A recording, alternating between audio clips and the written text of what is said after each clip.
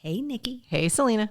Hey, y'all, and welcome to season 7 Oh, man. of Sweet Tea and TV.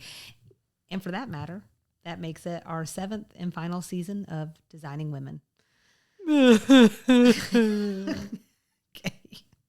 I don't know. Is that the reaction you wanted? I don't know. Yeah. Oh, sorry. No. That's good. It seemed very real. This has been nearly 4 years in the making to reach this point. And as everyone knows, well, you can do anything for 4 years. High school, a presidency, anything. I don't know. Do we call this a program reminder? Maybe just to let people know season 7 will run like season 6. So hope you liked it. Yeah, if you can remind me of how season 7's going to run. I'm on it. That's what I actually meant to say is this was for you. So this will be a shorter season, but we'll still do a Monday and Thursday release. Nikki, file that away. Got it? Got it. I might actually get it right one week. And each week we'll focus on a different character, their trajectory across the final season, and then we'll have an extra sugar to accompany each main episode. We're also going to do some special stuff this season. I probably shouldn't commit this far. Wait a minute. This is new to me. We're going to do like a final thoughts episode on the series as a whole. And then that extra sugar, if God is willing, is that we're going to watch the 2003 Lifetime reunion and then report back on it. This is something that I've held and I've seen like clips, but I've never watched the whole thing, not to my recollection. I may have watched it in 2003, to be honest, but that was a long time ago. So that's probably fine. But we'll report back on that and like what our thoughts were. And then we're going to do a couple of other things. We're going to do Women of the House, the short-lived series with Delta Burke as Suzanne Sugarbaker again, paired back up with LBT, and just see how that goes. I have great news, Selena. Oh, what's that? All of this sounds familiar to me. Good. So, yeah, we're on the same page. Same page city, baby. It was funny, though. I was having this thought of so all I have to do is watch an extra season of television at some point. So that'll be good. Good question. Good point. How many episodes is that? In my mind, it's like 4. I think it's probably like 22. So, okay. Perfect. So plenty of time. No worries there at all. It'll be great. It'll be so good. It lasted a season, so everyone must have thought So I think in my mind, it was like an abbreviated season. Right. They only get through like 12 episodes or whatever. Right. That's probably what I was hoping for. I think just for our sake. I think that's what happened to her show, Delta. Okay. Yeah, I think that one only made it 12. Okay. So, but Women of the House made it the full Monty. Right. And we haven't, I don't even know where to find Delta. Not Burke, nor the series. Because if I did, Delta, where are you? I'd already be like, see, we have a podcast. We talk about you a lot. I don't know if you find that creepy or disconcerting. She did that one podcast where the lady with the famous lady. Mm-hmm. Yeah. Or if you find it flattering. Do you like that 2 39-year-old women are just sitting around and talking about you? I feel like I have a sense she does. I would be flattered. Yeah. As long as you weren't saying mean things. And exactly. even then I might be like, you still thinking about me? Any news is good news. any PR, right? It all works. We'll talk about that. We will. Oh, Lord. Okay. Do you want to get us where we are? What are we doing? Who help us? I don't know, man. I thought you knew. I thought you were ready for this. So yes, as you said, we're on our final season of Designing Women. I find that mildly unbelievable, but also we've watched a lot of Designing Women. Yeah. Like a lot. But this season, in season 7, I did summarize a couple of main points to wrap up the season. So we say goodbye to Allison and hello to BJ. So Julia Duffy's Allison fled the designing firm for greener pastures, the ever lucrative Victoria's Secret franchise. And in her place, we're introduced to Bonnie Jean Poteet, BJ if you're nasty. Hey now. I am. Just kidding. That's all I could think of the whole season. So BJ recently inherited Poteet Industries when her beloved James died on their wedding day, and she becomes the answer to Sugar Baker's like ongoing financial woes. It's just the season 7 iteration of them.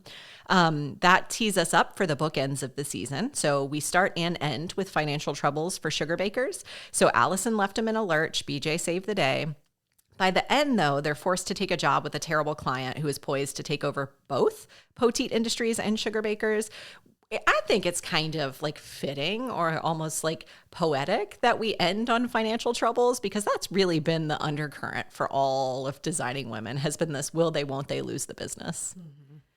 One other significant casting shift was kind of what we saw written on the wall at the end of season 6. So Jackie Harry doesn't return as Vanessa.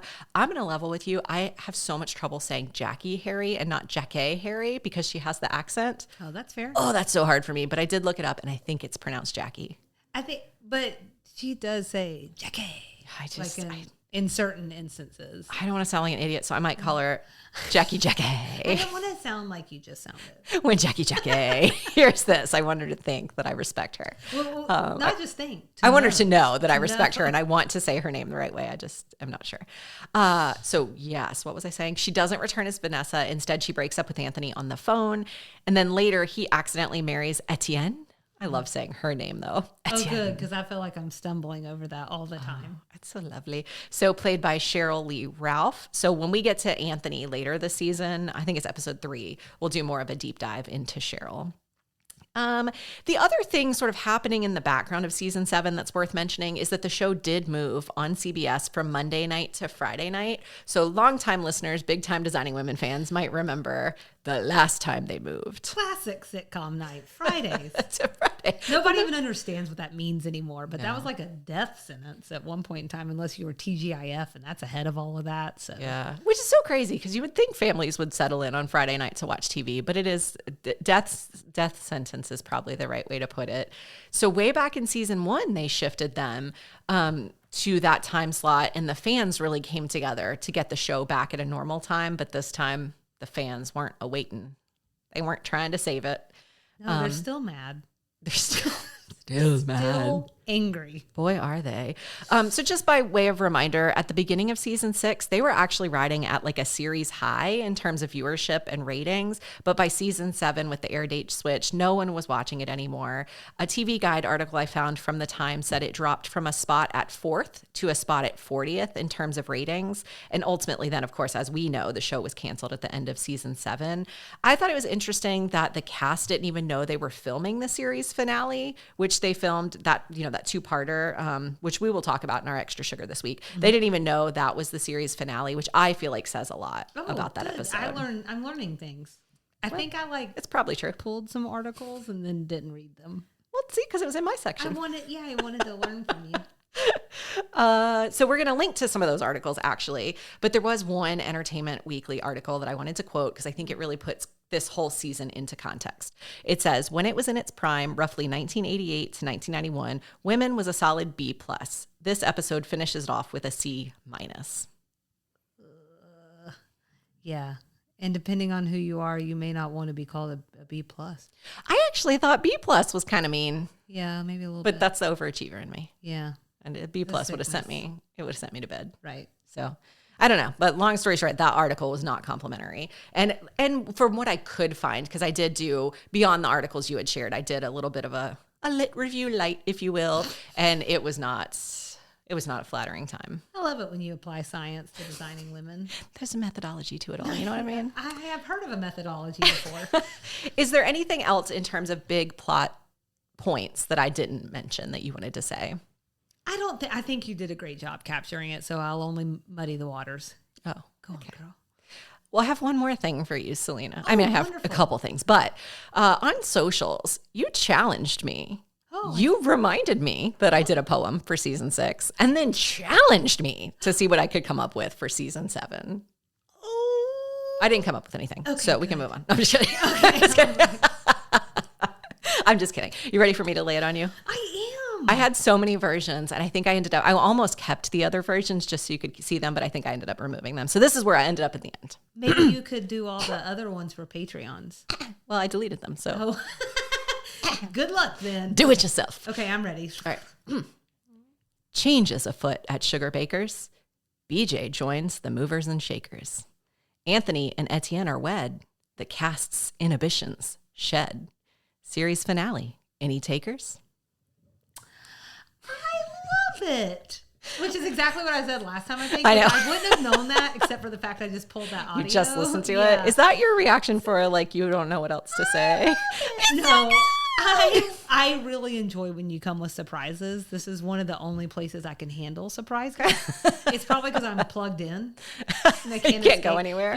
She's trapped. Enough. The door's closed. You know me well enough, and you yourself are not really a fan of people, so I know my surprise won't be like a surprise party. No, not from me. Not from me.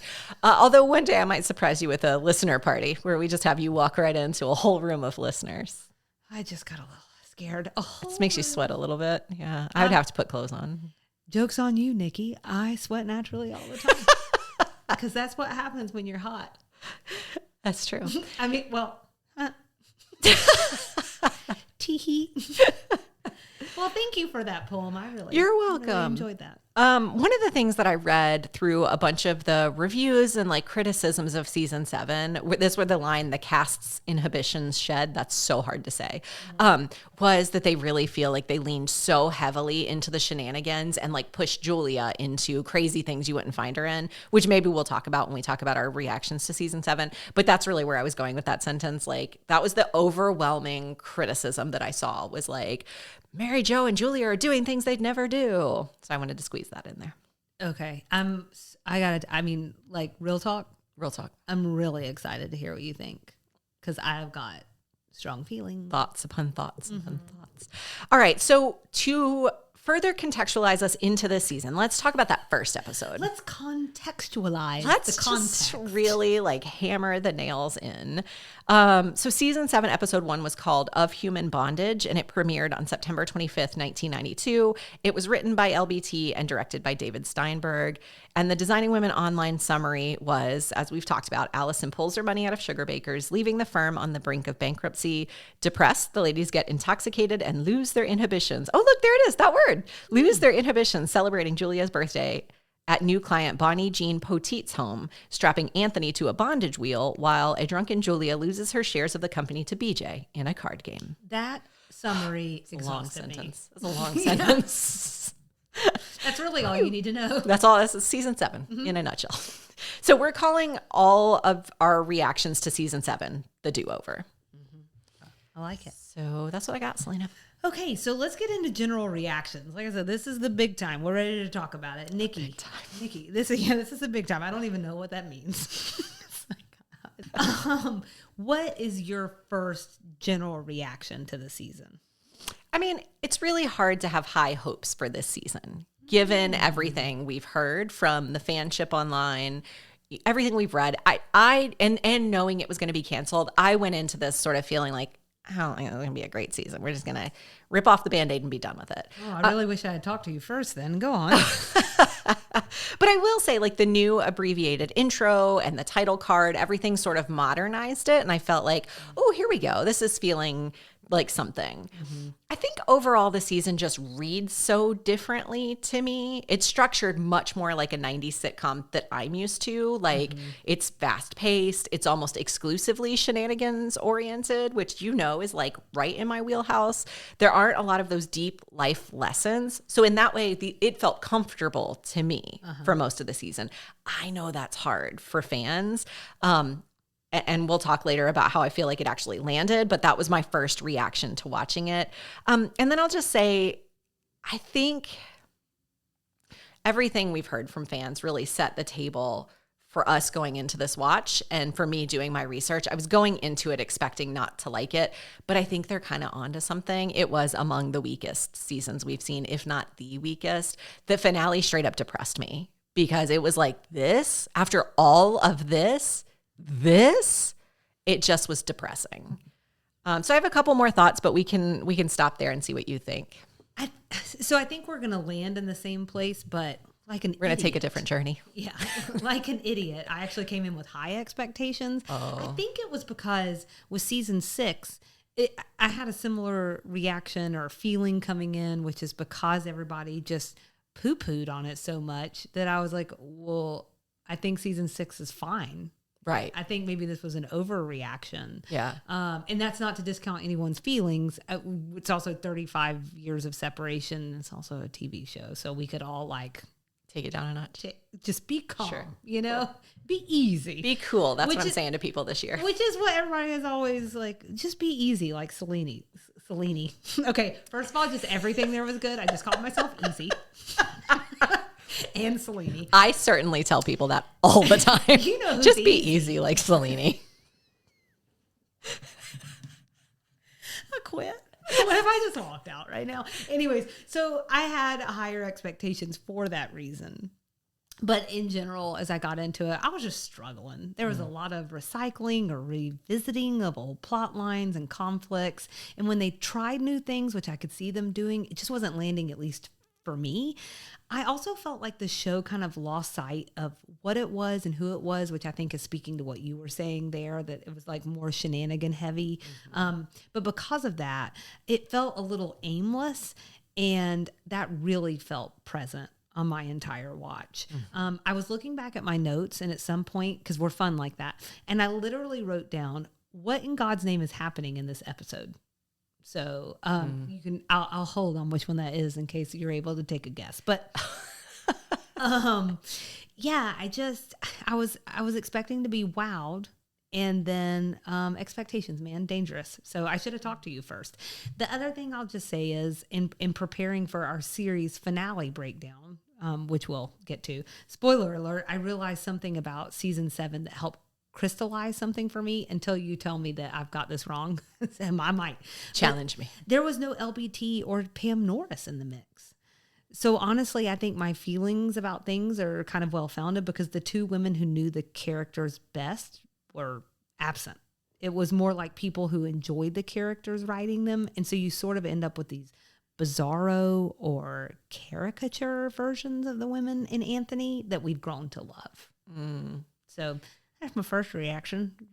I think I want to put a finer point on something you said about recycling of things, because the overwhelming thought that I had as we went through the episode. So let me just be clear. Like, I didn't think this was something I was mad I had to watch. Let's just be clear about that. Just think when you put it in the context, it's not the greatest season. Right. Definitely had some moments where I was like, what's happening? The thought that occurred to me the most was, haven't we been here before? So like, in episode 2, it was cut from the version we saw, but there was a runner about Quint's school hosting a clothing drive, and Cassandra Hall, that like really uppity client, donating some inappropriate clothing. That was a throwback to something Suzanne was part of back in season 3 or something. So it was all like that was repeated, and we're just in episode 2. Episode 3, Julia had fashion show humiliation plus like the vegetarian bit, which was similar to the PETA fur thing that was happening. Plus there was the sex ed conversation. That's only in episode 3. Right. In episode 15, Nude Julia, New York Morning, the whole fish out of water art exhibit thing. Same city, like same thing we've seen before. Yeah. And then the women who came to Sugar Bakers was pretty derivative of almost the exact same episode in season 5, Old Rebels and Young Models. I only watched that episode one time and like half watched it in season 7, but this is where like Julia's old school marm comes to stay with her. It was the same thing. And then, I mean, like, they're just trying to save the show at this point. So they're going back to the well to see what works. Right. But that really bothered me a lot. That I will say there were a couple of high points. I think they redeemed some of at least my constructive feedback from previous years. Like, we've talked a lot about how they didn't use Mary Jo well. There are some fans who think she was very badly used this season. I thought she was very funny, and I thought that she got a lot more airplay. She got a lot more plots revolving around her. I feel like she was used well. I felt like the cast was pretty well solidified. Like last season, there was a little stiltedness that was happening with Allison. I feel like BJ slid in pretty well. Think we got good Anthony this season, had some good Bernice. So I think there were some high points, but to your point, there were a couple of plot lines that I was just like, why is this a thing that's happening to me right now? So I think we're gonna diverge here a little bit. Let's do it. So this is where we really shine. This is where the tension really comes in. Will we fight club? We won't. We won't, because I don't feel like standing up. My piriformis is acting up right now. The late 30s are crisp. Oh man, wonderful time. So I wasn't sure that I entirely agreed with the character decisions. And that's kind of related to where I left off with my last general reaction, which is like this caricature idea. You have mentioned this already, but we get this like not very fun tension, not fun for me, tension between Mary Jo and Julia throughout the season. It's like a carryover from that one dust up in season 5. It's like they were like, this was good. Let's do it 8 times. They made Mary Jo's character, for me, I was almost like, kind of like borderline obnoxious. I was waiting for you to be like, she's just like you in this season, Selena. I'm like, well, I'm not saying I'm not obnoxious. I'm just saying, like at some points it wasn't just borderline. She just felt obnoxious, and that really hurts my heart because, as you know, I am a Mary Jo defender. They largely cut the best new character, Carlene, out of the picture. Yeah, they did do that. That's true. She's sidelined at every turn. It even feels to me like they short shrifted Bernice. I think they underutilized her. Ugh, I hate the word utilized. I just carted it out. But anyways, like she was there, but I think they could have brought her in much more than they did. All that said, and I'm just going to go ahead because this feels like a nice segue into my last general reaction. But even though this isn't my favorite season, I think I'm on board with you that there were some really lovely, shiny moments. And I can't, there are things that happened in this season that I truly can't wait to talk with you about. Even not at its best, designing women, it is still designing women. It's still packed with great one-liners. And when they hit the tone of the characters right, they're some of the best characters I've ever met or spent time with. There are also some women-centric things this season to explore, and I can't wait to talk about those with you either. So, yay! I think we've talked about my last one, which is just, it did feel shoved together in senses, things that were stitched. I think you're onto something that there were a lot of different writers and a lot of different directors on there. So it did become like, you talked about them in our early seasons, like the show Bible and this concept that you have this character profile. It felt like they were looking back at that and being like, how can we make this bigger and bolder and brasher without really understanding the character development over the seasons? And so then it ended up feeling mashed together and pasted together. And then it all just ends so abruptly, which I know some of it's out of their control. That last episode, man, that was a huge disappointment. I'm like, I can't even. It's just real sad. So do you want to talk about our season superlatives? Let's do it. All right. What do you have for best episode overall? So I did a top 3, but my very first one, I think, it's probably my favorite, which was episode 14, The Wedding Redux. And this is where Anthony and Etienne renew their vows in front of friends and family. So it's just like wedding shenanigans, you know, which we talked about. We did an entire extra sugar on it. So obviously we're into those.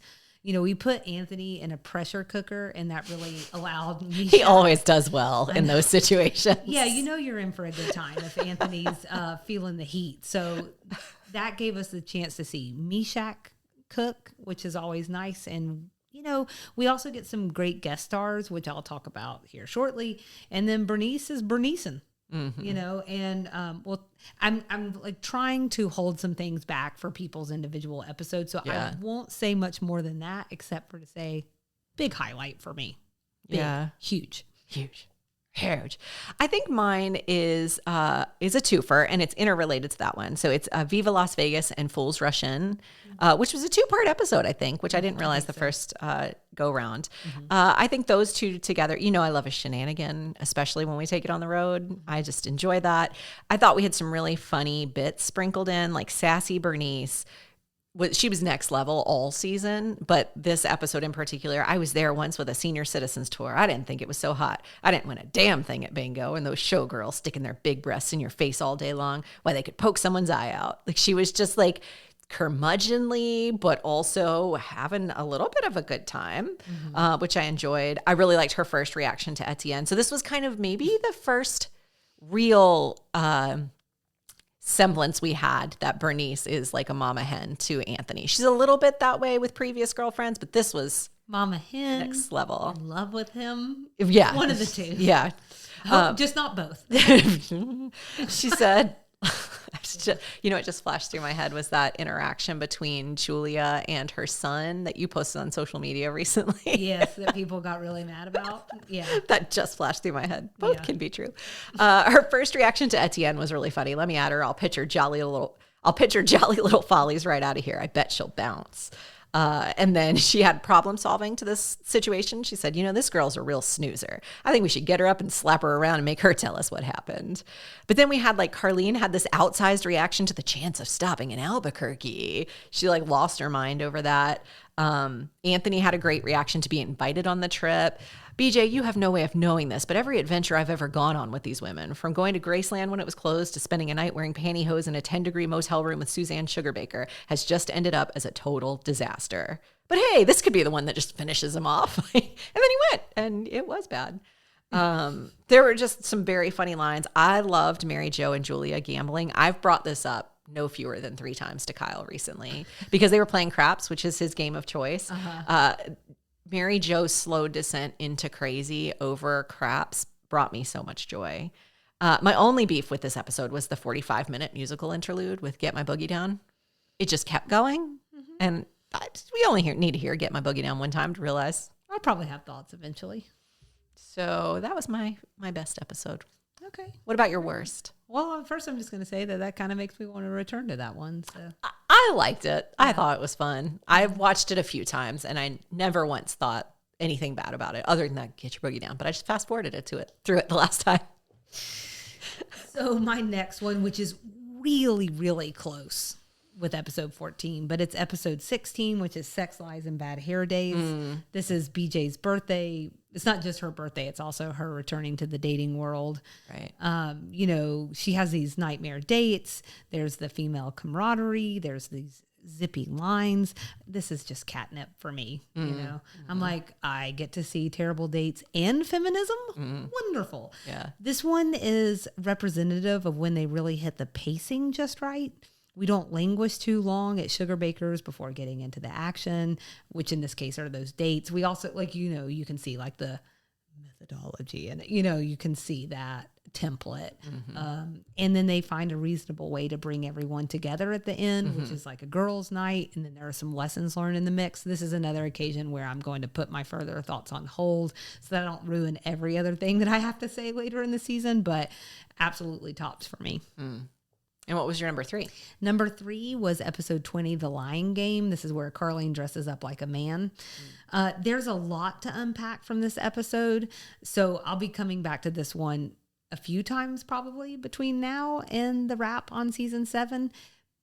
If we had stopped at the halfway mark for this one, I would have been completely out on it. But the last 10 minutes, from the moment they started talking about what makes a man, through Carlene showing up in drag, catapulted this one to the top for me. So for 2025, certainly there are some missteps. We'll talk about it. But for the times, I think it was funny, thoughtful, and thought-provoking on a number of levels. Rhetorically speaking, what is gender bending? What does that make, or why does that make people uncomfortable? What really is gender anyway? And why have we chosen to assign so much importance to it? Those are some big questions still today, but especially for 1993. That might be the only Carlene episode we have to talk about. So yes, which is why I'm also, again, stopping short from the things that I liked about it, because let's give Carlene more than a 15-minute episode. Yeah. I'm worried about that one, honestly. Yeah. So what about worst? Preparing for this episode, I realized all 3 of mine have one thing in common, and that is the elevator pitch is perfect, but the execution didn't work for me. So the first one I have is episode 8, Love Letters. This is where BJ finds her, a love letter written to her husband. This one for me is a pacing issue. It just felt like very, very long and much longer than 22 minutes. I almost felt trapped in the scene where she goes to visit James in the mausoleum. It was like a 5-minute monologue that just didn't work at all for me. And I think Judith Ivey is a very good performer. You can see those stage roots coming out. But I just didn't love it for this. They were doing that play thing in a sitcom, and that's a hard plane to land. So that was my first one. How about you? My worst was hands down the finale, which we're going to talk about in length. It was just a rough watch. So I think some people might not think the biggest factor I'm holding against it is fair, but I'm going with it. So we knew it was the last. And knowing that, I wanted more. And I understand they didn't have that same context when they were putting the episode together necessarily. But man, that's tough. There were a lot of cut lines in that one for us. Again, maybe a little bit unfair, but I think they maybe built it out a little bit more with those lines. I do think it was better on second watch. I had to watch it a second time to appreciate the high campness of it and just the over the topness of it. And then also the self-awareness of it. That came through a lot in Anthony's remarks. I don't think you can watch that one and not have watched Gone with the Wind. You would miss a lot. It would be completely lost on you. You would miss a lot. Yeah. And I think throughout the series, they've talked a ton about Gone with the Wind. Totally. And so it's a little bit fitting that they would finally address it in some way. I think we had Gone with the Wind adjacent pieces here and there, but this is the first, like, most on the nose. And they did, like, Designing Women it. You know what I mean? But it just, if I think about this season, that is absolutely the worst episode. So I have pulled two others. And then the next one I had was episode 13, Oh Dog, Poor Dog. This is where Mary Jo has to put Brownie That was down. such a throwaway episode. So this is the episode where I wrote down what in God's name is happening. It should work. There is this like emotional piece with Brownie, but because we talked about Brownie so much, especially in season 6. She's all our dogs. Right. But I found myself distracted by the setup. Yeah. Brownie is an older dog and she's getting him neutered. What? Why? Why now? He's too old to be a father. He's 104. He's fine. He's too old to be a father. He's past trying to save him. I don't know. I just didn't know, what? Like, why is that what they went with? Anyways, Bernice is operating at like an 11. So this is normally irresistible to me. And yet we also know that Bernice is really smart. She's unhinged. I love it. But she's smart. And I just didn't buy into her thinking that they were actually going to put her down. Yeah. I was like, what? Yeah. She's not, like, I don't want to say stupid because that's mean. But again, she's smart. Yeah. What are we doing here? Yeah. What else you got? That's it. Tell me your last one. Oh, my last one? I only went with one for each. It said best and worst overall. Did I not change the... If you did, I had already copied and pasted it by then. So sorry about that. Well, luckily you just had some extras there. I just felt strongly about those too. That's all I needed to say. So episode 17, Shovel Off to Buffalo. This is Mary Jo's Elvis. I actually thought this would be your first worst episode. This is really, really tough for me. Yeah. I mean, I really disliked all three of these. Does that help? In no particular order. I mean, the execution on this one, it felt like more random than fun. And again, like, I think this is one where I talked about the elevator pitch idea. I'm like, all right, they could do something cute with this, but I didn't care again for this like fighting between Julia and Mary Jo. I think it's kind of the worst parts of themselves were coming out, especially in this one. It's like two different sides of the ego coin and playing out in the most disasterly ways. So it was also just one of those episodes where I found myself thinking too many times, what are we doing here? So that was Which episode was that? Do you have the episode number handy? 17. Okay, I'm trying to remember. There was one note I made to myself as I was watching. Yeah, okay. So this was one of my obnoxious Julia quotes was in this episode. So I'm going to save it probably for the Julia episode. Okay. But that's reminding me that, to your point, some of the worst of both of them was coming out. Because, man, Julia got me multiple times throughout this season. She just irritates me sometimes. Is that it for best and worst episode? Okay. Best and worst guest star. So let's start with best. You have a top 3? I have 2 for this one, if that helps.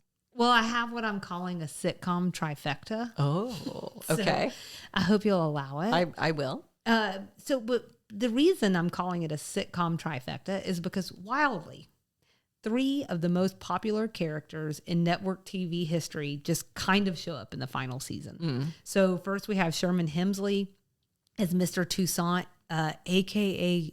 George Jefferson, as Etienne's dad. Do you see how I say it weird? This is what I'm trying to say. Etienne. Etienne. Okay, Etienne. see, everything that you say that's French is beautiful. It's like Auntie M. That's what she says. Oh, I wish I'd remembered that. I couldn't get through the season a second Viva time. Las Vegas episode. I remember a lot about that one. Etienne. Etienne. There you go. Etienne. Okay, I got it. Anyways. So he comes in as her dad in episode 14, The Wedding Redux. Then we have Perry Gilpin as Jade Herman. This is Roz from Frasier, who's his a production assistant or producer. Sorry. Oh, good Lord, I just minimized a woman. But that's in episode 17, Shovel Off to Buffalo. So it was weird to see her. And then, of course. Oh, that's right. Yeah. And then, of course, we have Patrick Warburton as Craig, a.k.a. David Putty from Seinfeld in episode 11, Too Dumb to Date, and episode 21 and 22, Gone with the Wind. So I was just really, so you should know, listeners, that when Seinfeld comes up, Nikki's eyes go dead because she doesn't really know Seinfeld, which is a crime against humanity. I'm thinking something totally different, which is Patrick Warburton is my best of the season. Okay. And it's because I freaking love that guy. He's a May's family favorite, but not because of Seinfeld. No. He was in Rules of Engagement, which I love. Oh, right. And he voices Joe Swanson on Family Guy. So we love Patrick Warburton. Every time his voice comes on, we were at the pediatrician the other day and they were showing some movie and his voice. And I love that guy. It is a great voice. He's delightful. And then Cheryl Lee Ralph was my runner up as Etienne. I think she's just amazing, but she's really cute as Etienne. I really liked her character. Yeah. I almost, Does she count as a guest star? Did I over? I'm like, yeah, she was around a lot. So yeah. Okay. It's your favorite. She's a runner-up. Do you think I'm going to take that from you? She's not Patrick Warburton, but she's a runner-up. I'm not going to take that from you. What about worst? So it's a twofer for me. I've got Gail O'Grady and James Karen as Kiki and Mr. Kearney. Just their characters as terrible people. Yeah. Like, it's not necessarily bad acting. I mean, they understood the assignment. It was all supposed to be like over the top. The other one that this isn't a best or worst. I just needed to flag the fact that for all my millennials out there, that Julia's composer boyfriend was Miranda Priestley's very over it husband in The Devil Wears Prada. I didn't know where else to put it. I just needed to say that. Miranda Priestley's over it boyfriend in The Devil. Oh, sorry, not boyfriend, husband. Okay. The Devil Wears Prada. I'm having trouble picturing his She's face. the one that he's the one that when what's her face goes in to like pick up the book and like you're not supposed to go up the stairs, right? And like he's there. She catches them fighting. Huh. Mm-hmm. Huh. Looks exactly the same. Hadn't aged at all. Fascinating. Yeah, I didn't catch that. I had 2 worst, and they're just terrible characters, like terrible people. Is it the same ones? No, I was hoping they would be. 2 twofers. Maurice Wayers, I'm not sure I'm saying that right. He played Nigel in Nude Julia, New York Morning. It's not his fault. His character was just really sketchy. Painting Julia nude like that, just not cool. Right. You know? And then Jeff McCarthy, who was in Sex, Lies, and Bad Hair Dye. He was Justin, the guy at the end that the ladies all come around. What a sketchball. Got some really skeezy, some really bad guest characters this time. Bad in the sense of like their characters are just terrible, the worst in the world. Yeah, agreed. Okay, so up to 3 funniest moments. Are you glad that you got assigned this very long category? I know. We're coming around. It's almost done. So the dynamic between Bernice and Mr. Toussaint in episode 14, The Wedding Redux again. I got to watch that episode again. Because I've missed all of this. Oh, okay. So in perfect Designing Women fashion, we learn from Etienne's, did I do it right? Okay. Her mom, Mrs. Toussaint, they didn't get first names, that Bernice is singing Black Man to Etienne's dad. And then as part of her recounting, she said to Julia and Anthony, he thinks it's funny, but I find it rather offensive. And then he runs in and says, she keeps calling me stuff. To which Bernice runs in singing to him. And it's just like, biff, boom, boom, boom, boom. Perfect. How about you? I thought of Human Bondage had some really funny moments. So I didn't say this earlier. I thought we were going to share some reactions to that episode, but one of my reactions was I actually thought that was a pretty okay outing for the season. I thought we got to meet BJ in a great way, and learn all about her, and then also see the characters in fantastic situations. But I really liked the conversation about The Wanderer being like an insanely sexist song and how terrible it is. And then they cut to Julia singing it, drunk singing it. I thought that was delightful. And then Mary Jo being nearly done with her Manila Killa within like seconds of getting it. If you look, all the other characters still have like almost the full glass, and hers within seconds is like this. And then, of course, Anthony on the rotating board. Just so many funny things happening in that episode. Mm-hmm. My next one is BJ and Anthony pretending to be married when they try to buy the new painting of Julia. This is in episode 15, New Julia, New York Morning. So they explain at the gallery that they are nude collectors who like to come home and look at their nudes and watch Monday Night Football. And I'm going to tell you right now that is the most interesting that Monday Night Football has ever sounded to me. I didn't know that would get me on board. Will do. I think in episode 2, Sex and the Single Woman, there was an interaction between Carlene and Julia over whether she likes Dwayne Dauber that was really funny. Well, Julia, don't you like Dwayne? And Julia says, it isn't a case of whether I like him or not. Dwayne's already here on Earth. He's not leaving just because of my vote. Her delivery and that line, it made me chuckle. I saw that episode twice, I think, and both times it got me in the chuckle. So I figured it deserved a spot on the list. That's very fair. So I also think that about a lot of people, by the way. I guess it doesn't matter what I think about them. They're already here. I can't do anything about it. But that's why I was over here laughing. My final one was each of the women imitating men, which is then only bested by Carlene putting all of their imitations into practice at the end of the episode. This is episode 20, The Lying Game. So Mary Jo puts her hands in her pockets, pops up the front of her pants, to make sure it's still there. Julia, as she puts it, takes simple tasks and makes them difficult. Which, yeah, that's all. Her specific examples were like making big noises when sliding over a chair or taking a sip of water. Yeah, I would say maybe even beyond that, like putting a shirt in the closet. But you mean not on the floor? Their examples are good too. Those work too. BJ talked about men always giving themselves permission to be aggressive, close talking and chest poking, and her doing that was just really funny. The physical humor of all of it was hilarious. It's you can't really recapture it without getting over there and poking you, and I ain't gonna do that. So, and then Bernice's makes no sense, but she does do an Arnold Schwarzenegger impression, so that's something that happens, and that whole little bit there, I just rode that all the way to the end, just smiling ear to ear. Good that stuff. One is delightful. And then my final one is episode 12, The Odyssey. It was really Mary Jo's slow descent into crazy. So she's slow descended to crazy a couple of episodes, but in this one, she started the episode just being like run of the mill cynical about the trip. Like, we're going to go on this journey. It never works out well for us. And, then within minutes, she's already got the Twilight Zone music going because something has happened that she can already tell is like going to send this trip crazy. But then she gets all the way to the end of the episode and has a breakdown over the lack of corn on the cob. Like, I think it was snacks at the airport or something, and she just full on melts down. And I just enjoyed watching that. Taking that ride with them, quite honestly, was a joy for me. I liked it. Who among us doesn't like a good meltdown, When it's not directed at me and I'm not involved, love it. I like it when it's not me melting down.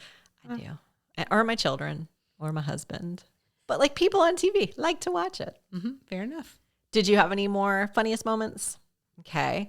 What about cringiest moments? Without even looking back in my notes, the worst offender to me is everyone's initial reaction to Carlene's boyfriend, Eric, dressing like a woman. This is in episode 20, The Lying Game. Mm-hmm. So was this for effect, like to land the punch better at the end? Maybe. I mean, it was 1993, so I don't think this was an easy thing for most people to comprehend, let alone accept. But to watch these progressive characters shrink back in fear and almost disgust, that felt real cringy in 2025. And I want to be clear, this was an episode, like I've said, I really loved it. And when we get to Carlene's episode, I'll talk more about it. But that was tough.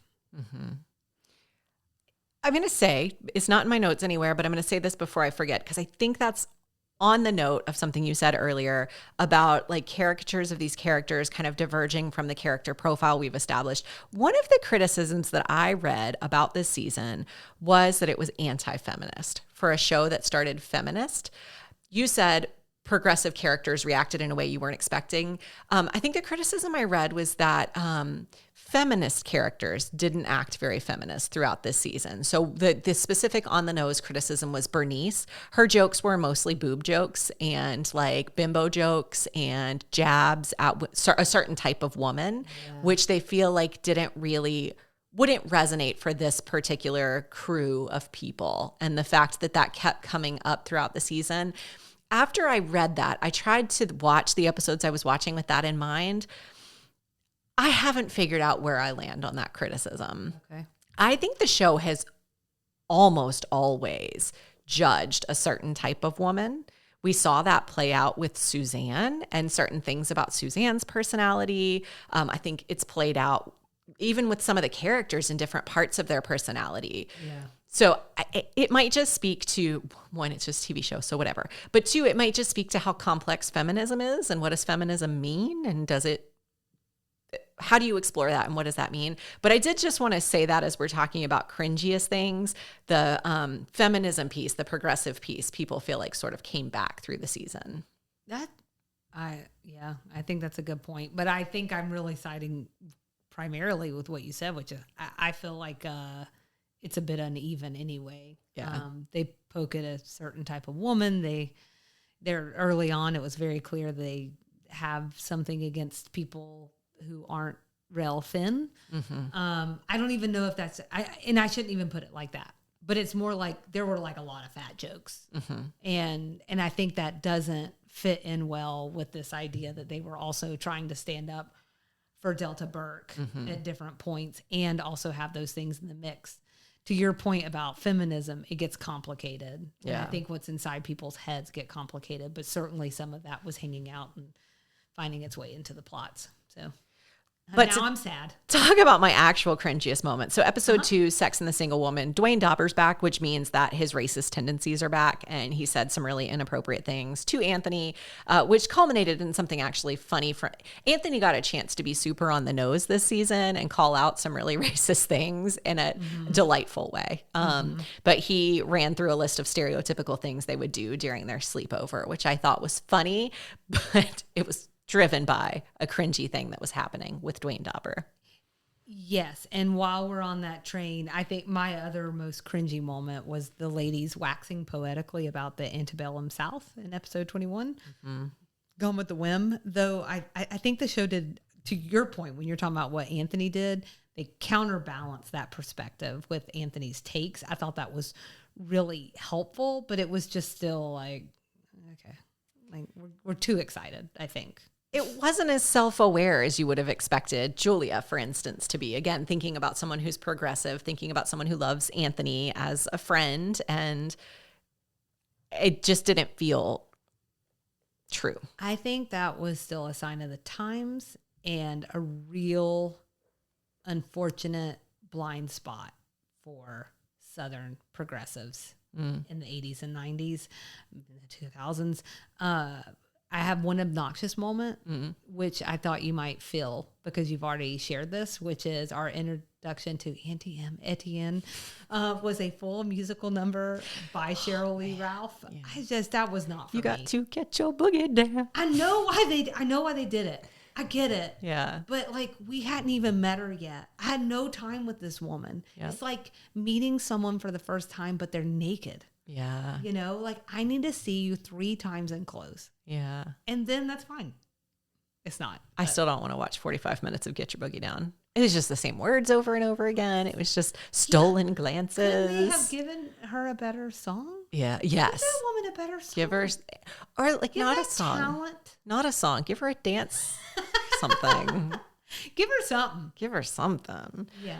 The last, mine is also obnoxious, was episode 3, Mary Jo versus the Terminator. Just in general, I feel like this episode brought out the worst in Julia, which made it a hard watch for me. I think that when I was putting my notes together, like finalizing them, I realized that BJ was an interesting mirror of Julia in this episode. And it made me realize why BJ doesn't annoy me the same way Julia does, even though BJ also is very opinionated and holds very strong stances. So, I think it just speaks to how the approach can be different for different people and make things land differently. So this episode, the subplot of this was the billboard discussion. So BJ has a billboard and she had one about guns, and Julia geared up ready to argue her about it. And she was like, you disagree, get your own billboard. Like, we're not going to sit here and argue it. I feel the way I feel. You feel the way you feel. I have a billboard. You do not. And it was just such a power move for her to like shut it down and not argue over it, because she knew they didn't agree. So what's the point in fighting over it? Right. And I just really appreciated that. And later in the episode, actually, BJ says, I know exactly where she's coming from. We both have strong opinions, and we think the world would be a better place if everybody thought the way that we think. Truth is, it would be. So it's clearly the same idea. They just have very different approaches, and one lands better for me. But in that episode, Julia called Mary Jo pig-headed because she expressed her feeling of having been talked down to. That's Julia. And that's the worst in Julia, is to be like, you managed to have an opinion that's different than mine, and you shared it with me. You are so pig-headed. That's so obnoxious. Right. So obnoxious. Yeah. Whew, that one got me. I will tell you that, like, it was a little bit of like you watched it and thought she looked great. Thought she sounded great in all of it. You completely agreed. That's it.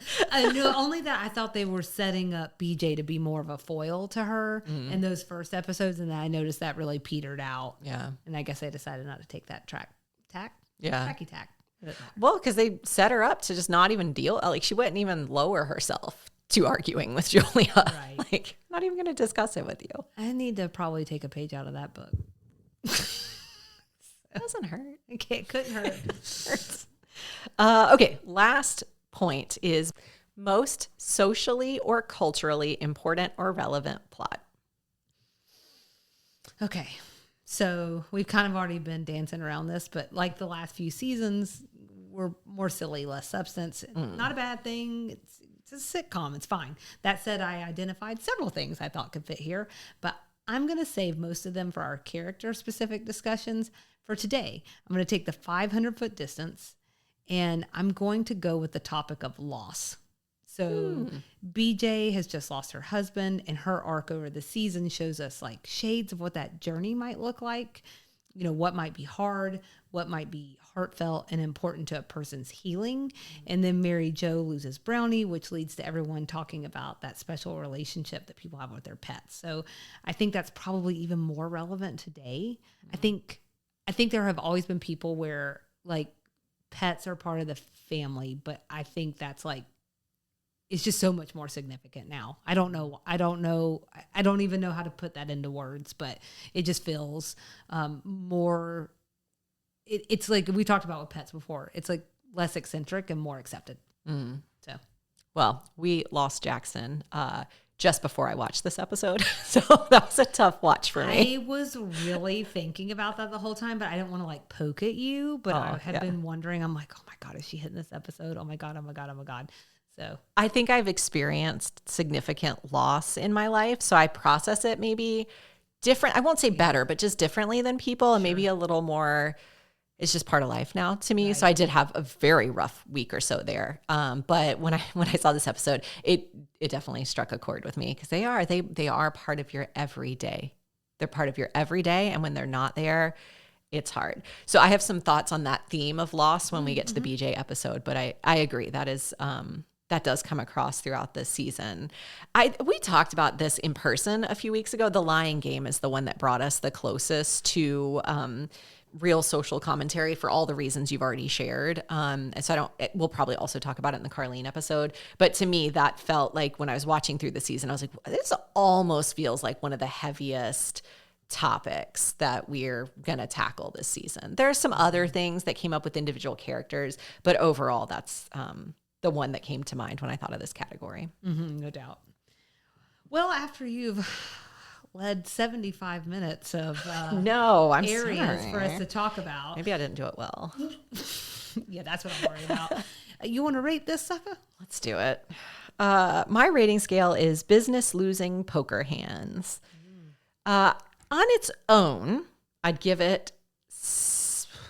I went back and forth. Say 6 out of 5. I went back and forth on this so much. No, 7 out of 10. I think it's fudgeable one direction or the other, but 7 out of 10 on its own, not comparing it to other Designing Women seasons. You changed our rating? It's out of 5. You can give it 7 out of 10. Oh, I give it 7 out of 10. Have to help me with my do the math. So let's do 3 out of 5. Well, we gave it the same score. Oh, good. Yeah. Good. So I was like, I don't think that fraction is perfectly simplified, but that works. I think it's fine. 3 out of 5 is about where I'd put it. Okay. So I'm glad that you gave me a rating scale as we talked, because I didn't have one.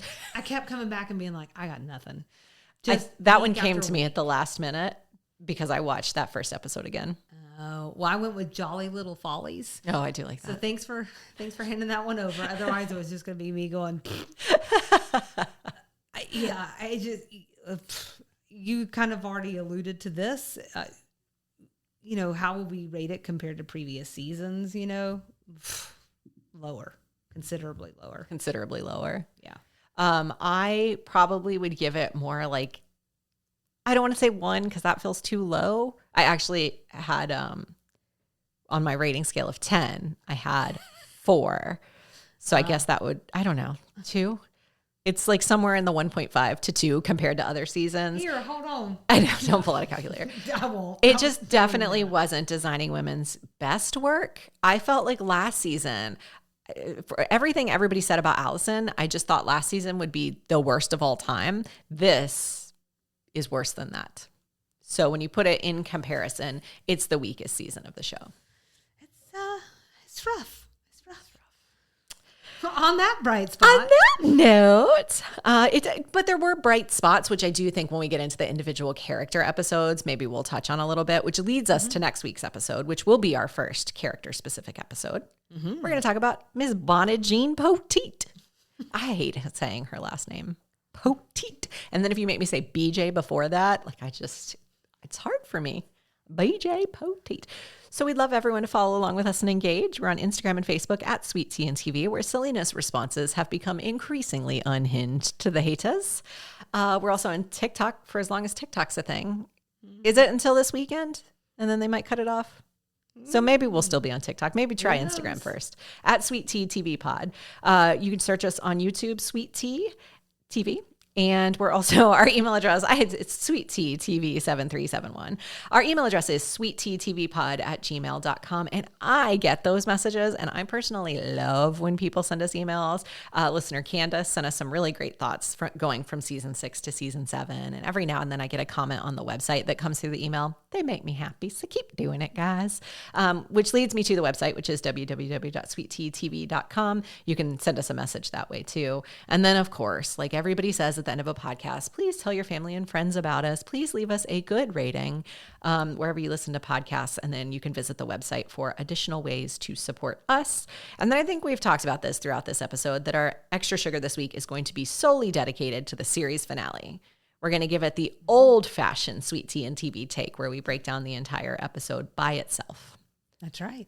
Because we heard from fans like listener Candace that she loved that. So hopefully breaking down the series finale, which is season finale and series finale, will give us a chance to scratch that itch a little bit. Very kind. Scratching your itch. Very kind. That was Nikki's idea, so I'm going to give her 1,000% credit for that. So just see how it turns out. People. Yeah, just a kind soul, Well, you know what that means, Nikki. What does it mean, Selena? It means we'll see you around the bend. Bye.